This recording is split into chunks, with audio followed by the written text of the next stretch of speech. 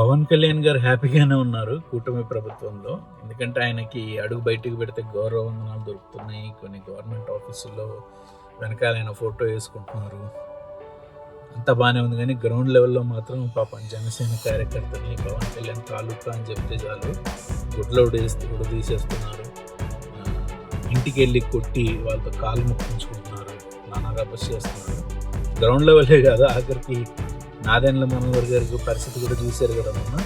ఆయన సింపుల్గా ఏమనుకున్నాడు, ఈ పాపం చిన్న చిత్తగా రేషన్ షాప్ ఆఫీసులకి నలుగురు కెమెరామెన్లని కొంతమంది పోలీసులు వేసుకెళ్ళి చేతులు ఇట్లా కాలు పెట్టుకుని సీరియస్గా అబ్జర్వ్ చేస్తూ ఈ పొట్లం ఇక్కడ ఎందుకు ఉంది, అది ఇక్కడ ఎందుకు ఉంది బెదిరించడం లాగా అనుకున్నాడు చంద్రబాబు నాయుడు గారితో. చంద్రబాబు నాయుడు ఇప్పుడు టీడీపీ వాళ్ళు నారాయణ గారు చేసింది కరెక్ట్, మీరు చేసింది తప్పు, మీరే సరిగ్గా చేయలేదని చెప్పేసి అక్కడ కూడా తొక్కారు.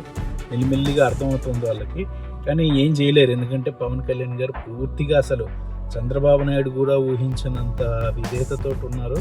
నేను శిష్యుణ్ణి, నేను వాళ్ళ దగ్గర పడి ఉంటాను, మాట జవదాటనని చెప్పేసి ఆయన ఉన్నాడు. ఈ లోపల కింద మాత్రం వీళ్ళకి మేమే అంత కాపులు ఓటేస్తామని ఎగబడ్డ వాళ్ళందరికీ కాపు ఓటుకు చెప్పు దెబ్బ బాగానే పడుతుంది.